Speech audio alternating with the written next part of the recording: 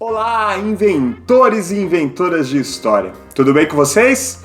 No vídeo de hoje a gente finalmente vai descobrir quem é esse tal de Borba Gato e por que há tanta polêmica em torno da existência e, claro, a tentativa de destruição da estátua dele lá em São Paulo. Então fica ligado aí na nossa vinheta e logo depois a gente começa a conversar sobre esse assunto.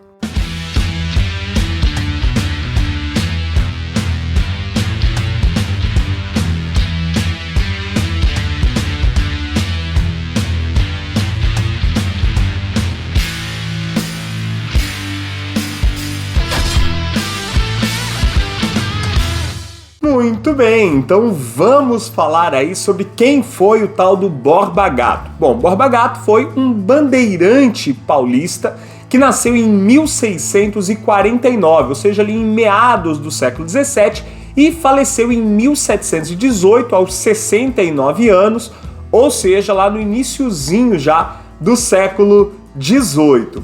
O Borba Gato está associado às bandeiras, que eram as expedições que aconteciam aqui no Brasil, expedições particulares, né? Que tiveram vários ciclos na nossa história. Você deve lembrar isso lá das suas aulas no colégio, né? Teve lá o ciclo das bandeiras de apresamento, aos quais está mais relacionado o sogro do Borba Gato, o Fernão Dias Pais. O Borba Gato, inclusive, participou da última grande expedição do Fernão Dias Pais, quando ele acaba, inclusive, morrendo, né?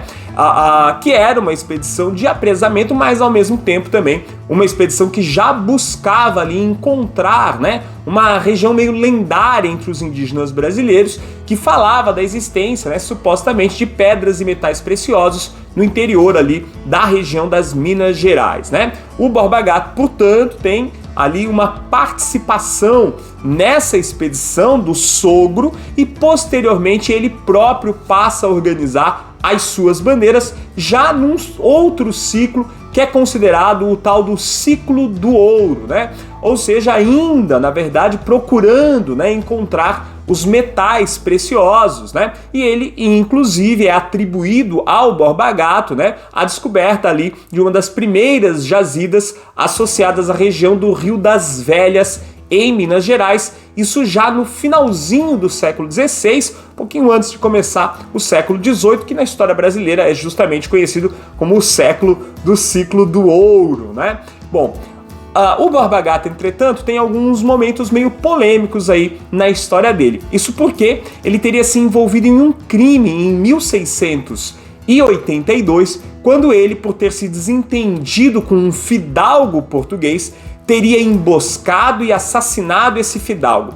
Por conta desse crime, o Borba Gato ele meio que desapareceu por quase 2 décadas. Ele ficou escondido pelas matas ali da região das Minas Gerais. Teria sido durante essa espécie de exílio, né, uma fuga, ele era um evadido da justiça, na verdade, que ele teria finalmente encontrado ali uma região onde de fato havia a presença de metais preciosos. A partir dessa descoberta, ele começa a negociar com as autoridades portuguesas uma espécie de perdão para aquele crime que ele tinha cometido anteriormente, o que vai acabar se concretizando ali na passagem do século XVI, do século XVII para o século XVIII, né? Ele vai não só conquistar esse perdão, como vai acabar sendo até nomeado depois ali uma autoridade na região mineradora, um capitão-mor, né? E mais tarde ele foi, inclusive, ganhando outros cargos, ele era juiz, né? Inclusive, quando ele morre aos 69 anos, em 1718. Portanto, né, temos aí uma figura,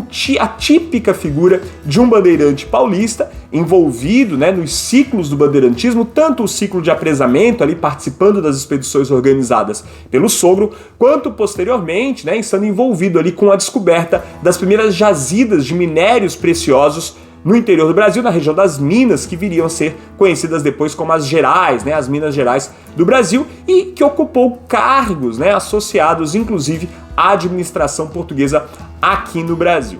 Muito bem, agora você sabe quem foi o tal do Borba Gato, você pode decidir aí se você é contra ou a favor a queima da estátua, você pode até comentar aqui no nosso vídeo sobre esse assunto.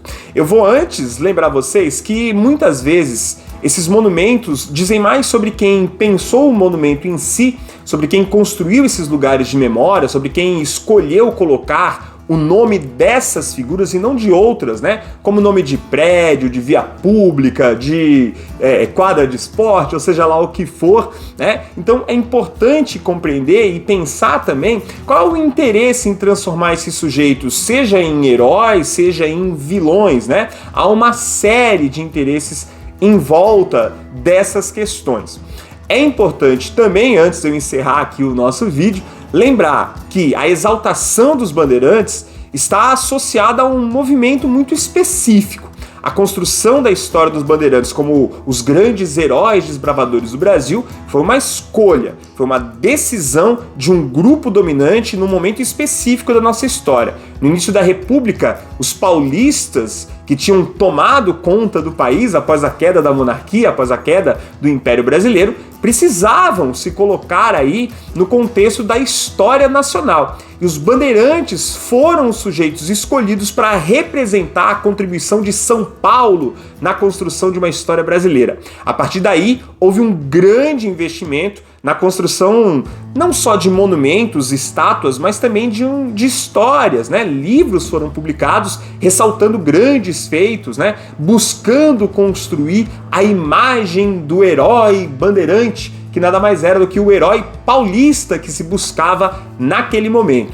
Então lembrem-se, né? Muitas vezes essas histórias dizem mais sobre quem as escreve, sobre quem as viveu de fato. E é por isso que é importante buscar o trabalho de pesquisadores sérios, historiadores que apresentem fontes e que saibam dar o tratamento necessário a essas fontes historiográficas, para não se deixar levar aí por uma crítica muitas vezes vazia, às vezes até mesmo equivocada, ok? Então, fica aí para vocês a reflexão e, claro, né, o conhecimento aí sobre a figura histórica.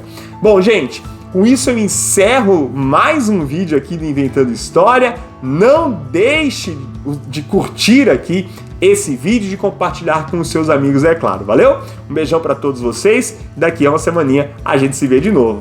Tchau!